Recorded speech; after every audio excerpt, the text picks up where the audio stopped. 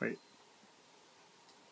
Alright, so lots of people have been asking me, to do a video on how to pass a drug test. It's really simple and easy, and I've done it lots and lots of times for, jobs, for state agencies, for all kinds of stuff. It's really not that hard, and people look at me like I'm crazy when I tell them that I have no problem passing a drug test. In fact, I have never failed a drug test because, well, let's get over the reasons why people fail drug tests.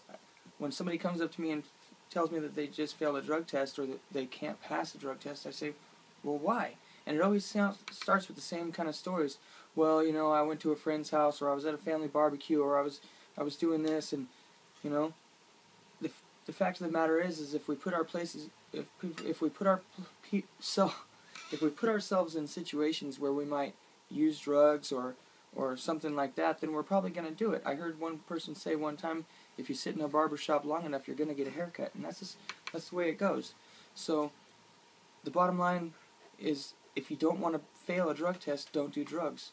One thing that you can do to keep yourself from doing drugs is, they've got 12-step meetings. One meeting that I like myself is a Christ-based recovery group, because I am a believer.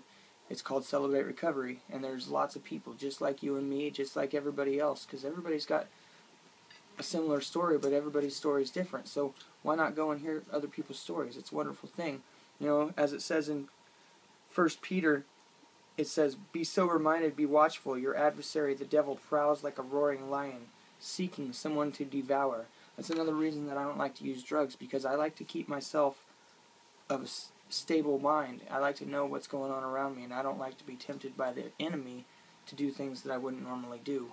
So I like to put my family first. I like to put God first. There's also, things that you could do while you're sober. There's athletics, there's running, there's basketball, there's football, all of which you could include your family in, because family time is a very important thing. Another thing that's really important is religion, keeping God first, because if you keep God first in your family, then everybody's going to be pointed in the right direction, and that's really the main thing. The main key of life is, accepting your Savior, Jesus Christ, because we're never going to get there if we don't. So I'd like to thank everybody for listening, and, bottom line of the whole video is don't do drugs.